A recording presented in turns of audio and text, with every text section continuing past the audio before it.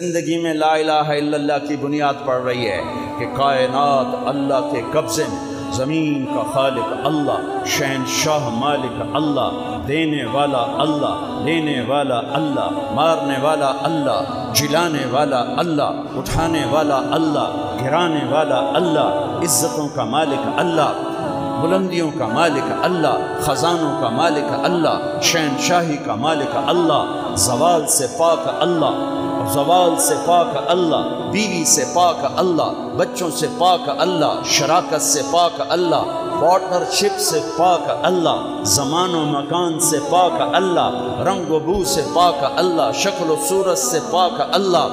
لا کے ساتھ ساری کائنات کو کاٹ دیا کہ اگر ایمان والا ہے تو اللہ کے آگے کھڑا ہو، اللہ سے مانگ، اللہ کو پکار، اللہ کے سوا نہ کوئی پکارے جانے کے قابل ہے، نہ کوئی مانگے جانے کے قابل ہے۔ وَإِذَا سَأَلْتَ فَاسْأَلِ اللَّهِ وَإِذَا اسْتَعَنْتَ فَاسْتَعِنْ بِاللَّهِ، مانگ تو اللہ سے مانگ، پکار تو اللہ کو پکار، پکار تو اللہ کو پکار۔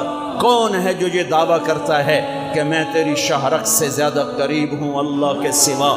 کون ہے جو یہ دعویٰ کرتا ہے کہ بحر و بر کی سنتا ہوں اللہ کے سوا؟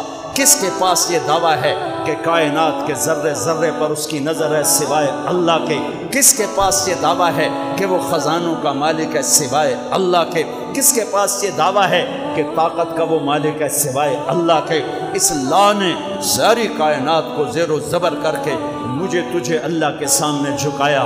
جو لا کہا وہ لا ہوا، وہ لا بھی اس میں لا ہوا، جز لا ہوا، کل لا ہوا، پھر کیا ہوا؟ اللہ ہوا۔